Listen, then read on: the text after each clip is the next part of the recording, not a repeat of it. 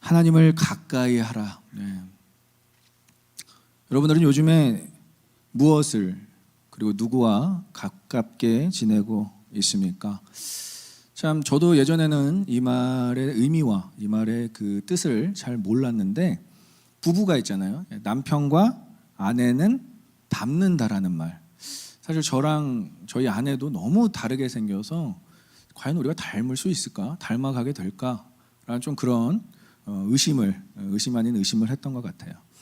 벌써 10년이라는 시간을 넘게 지내다 보니까 같은 시간을 보내고 또 같은 음식을 먹고 또 같은 생각을 하다 보니까 어느덧 닮아가더라고요. 그래서 어제 우리 경할인하기 돌잔치 때 저기 포토부스에서 포토존에서 사진을 찍는데 한 성도가 저에게 그러더라고요. 목사님하고 사모님이 웃는 모습이 닮은 것 같습니다 라고 하더라고요. 그래서 저희 아내는 굉장히 기분이 언짢은 것 같았고, 저는 좀 그래 내가 좀 밝아지고 있구나 라는 생각을 했습니다.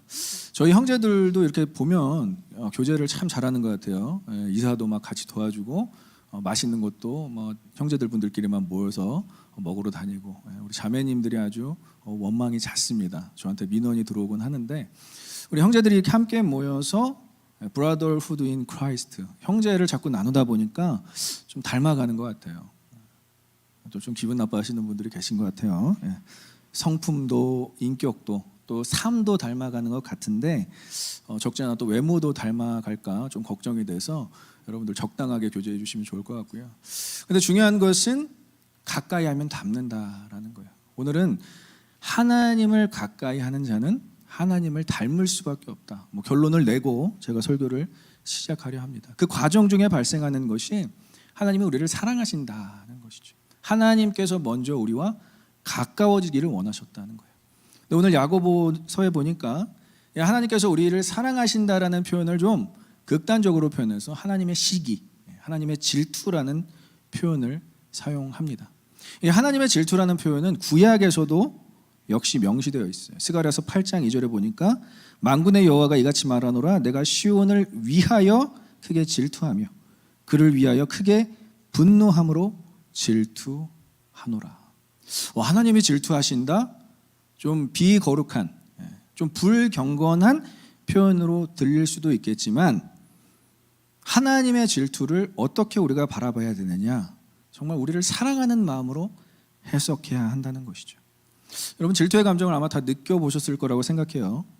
자신이 사랑하는 대상이 나 말고, 내가 사랑하는 그 대상이 나 말고 타인에게로 마음을 빼앗길 때, 타인에게 더 마음을 주고 정을 주고 있을 때 품게 되는 질투심과 관련된 표현으로서, 보통 그 질투는 부부관계나 연인관계에 발생할 수 있는 질투를 의미해요. 그러면 하나님께서 우리와 비슷하게 표현되기를 마다하지 않았다라는 조금 어려운 표현, 신인동형론. 하나님께서 우리와 비슷하게 표현되기를 마다하지 않았다라는 거. 창세기 2장에서 보면은 하나님께서 마치 큰 그 바다, 해변가에서 마치 모래놀이를 하고 있는 것처럼 표현되는 것이 창세기 2장이에요. 그래서 굉장히 어떠한 사람들은 그것을 비거룩하다라고 표현도 합니다. 왜 그 1장과 2장을 다르게 표현했는지. 전지전능하시고 천지를 창조하신 그분과 마치 모래로 우리를 만드시는 그 모습이 너무나 대조된다라는 거예요. 그러나 그만큼 오늘의 표현도 마찬가지예요. 하나님께서 우리를 질투하시는 것을 마치 사랑하는 사람끼리 질투하는 모습으로 그대로 우리에게 표현되어지고 있다는 것이죠. 그래서 질투에 우리가 주목하고 질투에 우리가 집중하기보다는 하나님이 자신의 담지자, 자신께서 세상을 직접 창조하시고 그 세상을 맡기신 담지자를 얼마나 사랑하시면 질투까지 하실까라는 그러한 마음으로 이 단어를 봐야 된다는 것이죠. 시기와 질투와. 그래서 질투하심은 따로 볼까요? 하나님의 질투하심은 하나님이 우리를 사랑하십니다. 믿으십니까? 하나님이 우리를 질투하시는 것은 하나님이 우리를 사랑하셔서 그래요. 여자분들의 질투는 말 그대로 질투, 시기 요 정도에서 끝난다고 들었어요. 근데 여러분, 남자분들의 질투는 분노로 연결됩니다. 분노로. 저는 이게 마치 그냥 그 언어적인 표현으로만 생각했었는데 저는 진짜 이런 부분들을 남자분들이 질투를 느낄 때 분노까지 연결되는 것을 제가 봤고요. 그 분노가 일어났을 때 통제가 안 되면 말 그대로 사건 사고가 일어나게 되겠죠. 그렇게 사랑하는 마음이 커버리면 자신의 분노를 통제할 수 없을 수준으로 가게 되는데 하나님께서 인간 사랑하는 마음이 바로 그렇게 크다라는 것이죠. 그래서 하나님을 가급적이면 질투하게 하지 마십시오. 이 질투는 분노와 연결될 수 있습니다. 그리고 하나님을 질투하게 하시는 것은 하나님을 시험하게 하는 것과 흡사합니다. 그럼 하나님을 질투하지 않게 하기 위해서는 우리가 하나님을 가까이 해야 한다라는 것이죠. 오늘 참 찬양이 참 또 말씀과 연결되는데 내가 주께로 지금 가오니, 참 우리가 얼마나 하나님을 그리고 얼마나 우리 예수님을 가까이 하는지에 따라서 우리에게 주어지는 것이 있다라는 거예요. 하나님을 가까이 할 때 우리에게 가장 큰 유익이 무엇일까요? 저는 이 단어로 딱 축약하고 싶습니다. 계속 우리가 이 11월 달에 이야기해야 되는 단어, 계속 나눠야 되는 단어, 은혜. 여러분 함께 이렇게 예배함이 은혜인 줄 믿습니다. 우리 옆 사람들 보면서 함께 인사하겠습니다. 당신과 함께 예배함이 은혜입니다. 은혜입니다. 교만한 자와 겸손한 자의 가장 큰 차이는 다른 게 없습니다. 은혜의 차이. 은혜로 기준이 될 수 있다는 거예요. 겸손한 자는 하나님을 경외하고 회개하는 자세로 하나님께 가까이 나아갑니다. 그래서 은혜를 받을 수밖에 없는 거예요. 그가 어떠한 죄를 지었던, 그가 어떠한 잘못을 했던, 세상 가운데서 어떠한 취급을 받았던, no matter what he did, no matter what he does, 아무런 그것이 그와 관련이 없고 겸손한 마음으로 하나님께 나아가기만 하면 은혜를 날마다 경험할 수 있다는 것을 성경에서 이야기하고 있다는 것이죠. 반면에 교만한 사람은요, 무서운 표현입니다. 하나님께서 그를 대적하신다고 얘기해요. 하나님이 그를 against라고 얘기해요. 대적한다라고. 그러니까 은혜는 고사하고 하나님께서 직접 대적하심으로 그와 싸우는 상황이 발생할 수 있다는 거예요. 그러니까 교만은 이렇게 무서운 거예요. 은혜를 받지도 못하고 하나님이 친히 대적한다는 거예요. 그러니까 여러분, 교만함으로 이 땅을 살아가는 것이 쉽겠습니까? 하나님이 만드신 세상 가운데서 하나님께 순종함으로 하나님께 은혜를 받으며 살아가는 것이 쉽겠습니까? 우리가 은혜를 받는 것은 자연스럽게 우리가 은혜 받을 자리에 있다는 거예요. 오늘 바로 이 자리가 그런 자리인 거예요. 그래서 은혜를 받았다는 것은요, 은혜를 누군가는 주셨다라는 것을 인지하는 거예요. 인정하는 거예요. 우리가 은혜를 우리 스스로가 받을 수가 없어요. 그것은 은혜를 받았다가 아니라 내 스스로가 은혜를 구했다, 은혜를 찾았다라고 얘기하겠죠. 그러나 은혜는 분명히 받았다라고 얘기합니다. 주신 자가 있다는 것이죠. 은혜를 받기 위해서 필요한 마음이 무엇입니까? 겸손한 마음입니다. 저와 여러분들이 이 자리에 앉을 수 있는 것은 은혜를 주시기에 작정하신 하나님 앞에 앉아 있는 것이고, 우리가 겸손한 마음으로 하나님 은혜 주시옵소서라고 앉아 있는 행위가 바로 예배의 자리인 거예요. 겸손하지 못하면 이 예배 자리에 나올 수가 없습니다. 이 예배 자리에 나와 있어도 교만해서 계속 하나님과 대립을 이룰 수밖에 없어요. 제가 이 자리에 보면 이 말씀을 들을 때 대립하시는 분들이 좀 있어요. 많이 없어서 다행이지만 이 대립이 되고 있는 게 있어요. 그럼 아직 마음이 낮아지지 않았다라는 것이죠. 겸손하다는 것은 하나님의 말씀이 선포될 때에 즉각적으로 순종할 수 있는 겸손한 마음을 의미합니다. 그래서 은혜 받았다라는 인사를 여러분 자주 사용하시는 게 좋아요. 제가 여러분들에게 듣고 싶은 말이 뭐 다른 게 아니에요. 뭐 목사님 뭐 젊어지셨네요. 목사님 뭐 이발하니까 더 젊어 보이시고 어려 보이시네요. 그런 말 너무 좋아해요. 사실은 40이 넘어가니까. 근데 저는 은혜 받았다, 말씀에 은혜 받았다도 좋지만 예배에 은혜 받았다. 예배의 주체는, 말씀의 선포의 주체는 누구죠? 제가 아니라는 거죠. 찬양팀이 아니라는 거예요. 하나님이신 줄 믿습니다. 은혜를 받았다라는 것은 하나님을 인정하는 행위예요. 그래서 말씀이 끝나고 은혜 받았습니다라고 얘기하는 것은 하나님을 인정하는 겸손한 마음이 될 수 있다는 거예요. 우리 이것을 실생활했으면 좋겠어요. 은혜 받기를 원하십니까? 은혜를 사모하시기를 소망합니다. 은혜 받았습니다. 은혜 받으세요. 이런 말들을 자주 사용해야 된다는 것이죠. 지금 한번 연습해 보겠습니다. 옆 사람에게 은혜 받으세요. 은혜 받기를 기도합니다. 이 은혜. 신앙생활은 내 힘으로 살아냈음을 드러내고 자랑하는 것이 아니에요. 나의 열심, 나의 노력을 자랑하고 드러내는 것이 아니라 우리의 신앙생활 끝에는 은혜만 나타나는 거예요. 은혜만 드러나는 거야. 그것이 감사할 수 있는 은혜의 자리고, 그것이 감사할 수 있는 겸손의 자리라는 거예요.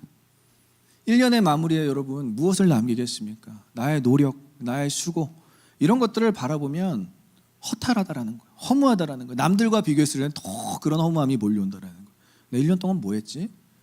내가 뭘 그렇게 열심히 해서 뭘 얻었지? 내 은혜만 드러난다고 생각해 보십시오. 그냥 지금 숨 쉬고 있는 것 자체가 감사할 일이고 은혜라는 거예요. 와, 내가 이 자리에서 일을 하고 있다고? 와, 하나님 놀라우시다. 와, 내가 이 귀한 아내와 남편과 지금 살아가고 있다고? 은혜고 감사. 우리 자녀들을 보면서 와, 이 아이들이 나의 아이들이라고? 와, 너무나 감사. 제가 오늘 운전하고 우리 간사님들 만나러 미팅을 오면서 제 마음가운데 그게 느껴지더라고요. 와, 내가 목회할 수 있는 이 LA 땅에, 이 오렌지 카운티 땅에 목회할 수 있는 교회가 있다고? 너무 감사합니다. 너무. 한국에 가니까 그냥 저도 객이죠. 객, 나그네. 그 지하철도 제대로 못하는, 버스 카드 사는데 힘들어서 어떻게 해야 되는지 몰라서 계속 물어보고 다녔어요. 다 이상하게 쳐다보더라고요. 혹시 미국에서 오셨어요? 이렇게 쳐다보시더라고요. 근데 그 마음을 느끼고 계속 일주일 동안 지내다가 홈타운, 제가 제 가정이 있고 저희 교회가 있는 곳에 오니까 마음이 너무 변하고 좋더라고요. 그것을 느낄 수 있는 마음, 겸손한 마음이라는 거예요. 교만한 마음은 절대로 느낄 수 없는 것이 은혜라는 것이죠. 그러나 그 은혜에 특별히 더 강조되는 것이 무엇입니까? 하나님께서 우리에게 은혜를 주시기로 작정하셔서, 인간을 사랑하시를 작정하셔서 자신의 것, 자신의 소유, 자신의 아들을 내어주시기까지 우리를 사랑하셨다는 것이 가장 큰 은혜인 줄 믿습니다. 그 은혜를 아는 자가 기독교인이고 그 은혜를 아는 자가 성도라는 거예요. 그래서 여러분, 그 은혜를 누리기 위해서는 하나님을 가까이 해야 될 줄 믿습니다. 하나님을 가까이 하지 않으면 이 은혜가 은혜인지를 몰라요. 은혜를 날마다 우리가 누리기 위해서는 하나님을 가까이 하는 것이 반드시 필요하다는 것이죠. 그래서 8절에서 이렇게 얘기합니다. 한번 다시 우리 본문 말씀 8절을 읽어보겠습니다. 시작. 하나님을 가까이 하라. 그러면 너희를 가까이 하시리라. 죄인들아, 손을 깨끗이 하라. 두 마음을 품은 자들아, 마음을 성결하게. 하나님을 가까이 하기 위해서 첫 번째로 요구되는 것, 따라해볼까요? 손을 깨끗이 하라. 이게 이제 구약적인 표현을 사용해서 손을 깨끗이 하라지, 신약적인 표현으로는 회개하라입니다. 우리에게 적용되는 것은 회개하라는 거예요. 손을 씻는 행위는 구약의 제사장들이 그 거룩한 성소, 하나님의 얼굴을 대면하는 그 성소에 들어가기 위해서 행했던 중요한 의식들입니다. 그래서 지금 만약에 구약 시대라면은 이 찬양팀과 제가 이 단 위에 서 있잖아요. 이 성소, 하나님을 직접 임재를 이 대면하기 위한 이 성소라는 이 자리에서 만약에 손을 씻지 않거나 마음을 정결하지 않으면 그 자리에서 즉사하는 것이 바로 성소의 자리입니다. 엄청나게 영적인 부담감을 안고 있는 곳이 성소예요. 그래서 그때의 영광을 히브리 단어로 카보드라고 했어요. 무거운 영광, 감당하기 어려운 카보드의 영광이라고 표현을 했습니다. 출애굽기 30장 20절에 그들이 회막에 들어갈 때에 물로 수족을 씻어 죽기를 면할 것이요 제단에 가까이 가서 그 직분을 행하여 여호와 앞에 화제를 살을 때도 그리할지니라. 그러니까 손을 씻는다라는 것은 뭔가 우리의 인간적인 모습을 씻어내야 된다는 것, 우리의 마음의 어떤 더러운 부분을 씻어내야 된다는 것. 유대인들이 음식을 먹을 때에도 손을 씻는 것을 굉장히 중요하게 여겼습니다. 마가복음 7장과 1절부터 4절까지 이 손을 씻는 전통에 대해서 굉장히 의미 부여를 많이 했어요. 그래서 손을 씻지 않는, 그리고 음식을 먹을 때 손을 씻지 않는 자들을 굉장히 불경건하다라고 이야기했습니다. 그러나 이것을 신약에 있어서 영적인 의미로 전환을 하면 손을 씻는다는 것은 회개한다라는 거예요. 철저하게 회개해야 된다는 거예요. 하나님과 가까워지기 위해서는 회개가 가장 중요하게 행해줘야 됩니다. 자신의 죄를 철저히 회개하는 것이 회개예요. 그 다음에 우리가 철저히 회개만 하면 다 모든 것이 다 죄가 없어지고 깨끗해지는 것이 아니라 반드시 내 주의 보혈로 깨끗함을 받아야 된다라는 거예요. 여러분 오늘 찬양할 때 내 주의 보혈로 깨끗함을 받았음을 경험하셨습니까? 경험하셨습니까? 그런 분들이 회개의 자리까지 나와서 회개의 결과를 맞이할 수 있다는 것, 그것을 죄사함이라고 해요. 그래서 여러분 그냥 찬양하시면 안 돼요. 그냥 찬양하시면 안 돼요. 진짜 내가 주께로 지금 가오니 골고다의 보혈로 나를 씻어주세요. 이 마음으로 찬양해야 우리의 죄사함까지, 죄 씻음까지 인도함을 받을 수 있다는 거예요. 그럼 여기서 끝인가요? 아니라는 거예요. 깨끗함을 받았으면 반드시 새로운 피조물로 살아가는 것까지가 요구가 됩니다.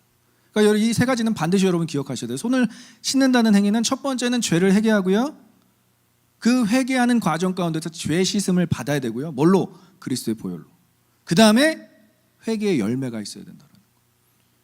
회개를 하고 제사함을 받았고 죄 씻음을 받았는데 그 다음에 아무런 결과가 없다? 그것을 진정한 회개라고 할 수 있을까요? 회개는요 여러분 구체적이어야 한다는 것이죠. 여러분 회개의 열매를 맺기 위해서는 구체적으로 우리가 회개해야 된다는 거예요. 뭘 잘못했는지, 뭘 고백해야 되는지, 뭘 다시 전환해서 우리의 삶을 바꿔내야 하는지. 주님께서 우리를 새로운 피조물로 부르셨잖아요. 더 이상 정죄함이 없다고 말씀하셨잖아요. 근데 아직까지도 똑같은 죄악을 반복하고 산다? 이것은 우리에게 심각한 문제가 있다는 것이죠. 여러분 손을 깨끗이 씻기를 소망하고 축원합니다. 회개를 철저하게 하세요. 우리의 간절함으로, 우리의 갈급함으로 회개를 해야 회개의 열매까지 성립될 수 있다는 것이죠. 자, 둘째 따라해볼까요? 마음을 성결하게 하라. 이 말도 마찬가지죠. 구약의 표현으로는 성결이라는 단어가 쓰였지만 마음을 정하라는 거예요. 하나로 정하라는 거예요. 하나로. 하나님을 가까이 하지 못하는 이유는 무엇입니까? 여러 가지의 이유가 있다라고 생각하지만 중요한 거, 오늘 야고보가 지적하는 것은 너희가 두 마음을 품었기 때문에 하나님을 가까이 하지 못한다라고 표현을 해요. 이것은 구약시대 때부터 계속 일어났던 일이에요. 조금도 틀려지지 않는 불변의 법칙으로 계속 인간사에서 이루어졌던 하나님과 세상 사이, 하나님과 우상 사이, 믿음과 의심 사이, 이 사이를 우리는 계속 반복해서 살아가고 있다는 것이죠. 이 예배당에는 없기를 바랍니다. 이것은 바람 피는 것과 같은 원리라는 거예요. 두 마음을 품는다는 거. 바람을 펴보지 않으면 모르겠죠. 그런데 중요한 것은 에너지를 두 갈래로 사용하고, 마음을 두 마음으로 사용하고, 시선을 두 시선으로 사용하면 반드시 해가 임한다라는 거예요. 죄의 결과가 임한다라는 거예요. 그래서 이 원어 순결하게, 성결하다라는 이 하그니조라는 단어는 구약의 제사장들이 성전에 들어가기 전에 또 행했던 제반 정결 의례예요. 손을 씻는 것과 매우 비슷합니다. 손을 씻고 그리고 마음을 성결하게 하지 않으면 그 성소에서는 반드시 죽어나가게 돼 있어요. 그럼 얼마나 많은 제사장들이 그 자리에서 죽어나갔겠습니까? 그러나 놀랍게도 죽어나가지 않고 하나님의 어린 양만 죽어갔다는 거예요. 하나님의 어린 양만 죽어나갔다는 거예요. 제사장들이 그렇게 타락했던 홈리와 비느하스 때도 하나님께서는 한 번도 그 죄를 물지 않으셨지만 시대적으로 너무나 악해서 하나님의 심판이 필요할 때는 가차없이 그들에게 죽음이 임했다라는 거예요. 구약시대 때는 정말 끔찍한 일들이 우리의 삶 가운데 일어날 수 있었지만 지금은 예수 그리스도의 십자가의 보혈로 우리가 죄 씻음을 받고 이렇게 예배당에서 자유롭게 예배할 수 있고, 예수 나의 첫사랑 대신에 얼마나 좋은 고백이에요. 여러분 첫사랑 누구신지 모르겠지만 예수가 여러분들의 첫사랑 되시기를 소망하고 축원합니다. 요즘 가을바람 자꾸 불어오니까 첫사랑 막 생각하시는 분들이 있는 것 같아요. 집어치세요. 집어쳐요. 지금의 아내가 내가 가장 사랑하는 사람이고, 왜 웃으세요? 지금의 아내가 내가 가장 사랑하는 사람이고, 지금 만나는 사람이 내가 가장 나에게 소중한 사람이고. 한번 인사해 보겠습니다. 당신이 나에게 가장 소중한 사람입니다. 저 옛날에 막 첫사랑이라는 막 드라마 이런 거 보면 막 화가 막 치밀러 올랐어요. 왜 저런 것들을 자꾸 컨텐츠에서 유도를 하는가? 지금의 사랑이 중요해요. 김범수 씨도 끝사랑이라는 노래를 불렀잖아요. 끝사랑. 끝사랑이 중요합니다. 예수님이 우리의 첫사랑 되시고 끝사랑 되신다는 것 우리의 마음에 새겼으면 좋겠어요. 둘 사이에서 머뭇거리는 그 마음을 한 곳으로만 집중해라 이거예요. 그래서 히브리서 기자가 예수를 바라보자라고 했을 때 쓴 단어가 fix our eyes on Jesus. fix 고정하자라는 거예요. 그냥 바라보자 이디아라는 단어를 쓴 게 아니라 보자라는 단어가 아니라 fix our eyes on Jesus. 고정하자. 거기서 다른 데에 한눈 파지 말자. 이게 너무 중요한 정결한 마음이라는 거, 성결된 마음 자세라는 것이죠. 구약시대에 어땠습니까 여러분? 우상과 하나님 사이. 바알을 그렇게 좋아했어요 이스라엘 사람들이. 자기들은 목축업을 했던 사람들이고 자신들은 떠돌아다니는 그러한 나그네와 같은 삶을 살았으면서 어느 한 군데 정착해서 농사 지으며 살으려고 바알과 아세라를 그렇게도 섬겼다라는 것이죠. 그래서 열왕기상 18장 21절에서 이렇게 증명합니다. 엘리야가 모든 백성에게 가까이 나아가 이르되 너희가 어느 때까지 둘 사이에서 머뭇머뭇하려느냐. 머뭇머뭇한데요. 이 두 마음을 품는 게. 여호와가 만일 하나님이면 그를 따르고 바알이 만일 하나님이면 그를 따를지니라 하니 백성이 말 한마디도 대답하지 아니하는지라. 당당하면 대답을 했겠죠. 근데 바알도 하나님처럼 생각하고 섬겼다라는 것. 여러분들의 마음에 이 두 마음이 공존한다면 하나님과 절대로 가까워질 수 없다라는 거예요. 여러분들의 마음 가운데 이 두 마음이 있다는 건 너무나 괴로운 마음이라는 것이죠. 야고보서에서도 이것을 지적합니다. 야고보서 1장 6절부터 8절에 오직 믿음으로 구하고 조금 더 의심하지 말라. 의심하는 자는 마치 바람에 밀려 요동하는 바닷물결 같으니 이런 사람은 무엇이든지 주께 얻기를 생각하지 말라. 두 마음을 품어 모든 일에 정함이 없는 자로다. 신약의 야고보는 뭘 지적하는 줄 아세요? 두 마음이 있다면 기도 응답을 받기 어렵다라는 거예요. 기도 응답이 주어지지 않는다라는 거예요. 왜? 세상 한 발, 하나님 한 발. 이게 어떻게 기도 응답을 받을 수 있는 상태겠습니까? 하나님께만 집중하고 하나님께만 마음을 둬야 그분이 우리의 아버지이심을 경험하고 아버지가 우리에게 응답 주심을 경험할 수 있다라는 것을 이야기하는 거예요. 강조하는 거예요. 그래서 이 두 마음을 품지 않고 마음을 하나님께만 두는 것이 성결하게 하는 것. 마음을 성결하다라는 거예요. 이 모습을 오늘 이 두 가지를 누가 먼저 보여주셨습니까? 이건 너무 어려운 고차원적인 부분인데요 라고 생각할 수 있지만 이 모습을 예수님께서 이 땅에 보여주셨다라는 거예요. 예수님께서 인간의 육신의 한계를 입으시고 먼저 행하셨던 것이 자신의 죄가 없음에도 불구하고 세례를 받으시지 않았습니까? 그분은 세례를 받을 이유가 없는 분이세요. 침례를 받을 이유가 없는 분이세요. 근데 세례요한 침례요한에게 세례와 침례를 받음으로써 완전히 육체의 죽으심을 경험하셨다라는 거예요. 그때 성령께서 비둘기처럼 임하셔서 이는 내 사랑하는 아들이요 기뻐하는 자로다. 그 과정이 필요 없는 분이심에도 불구하고 성령 세례를 받으시고 세례를 받으신 후에 뭘 받으셨나요? 시험을 받으셨잖아요. 더 하나님 앞에서 정결해지시기 위해서. 예수님도 심지어 예수님도 그러한 그 죄 회개하는 그런 형식을 그 과정을 다 경험하셨는데 우리라고 하물며 우리라고.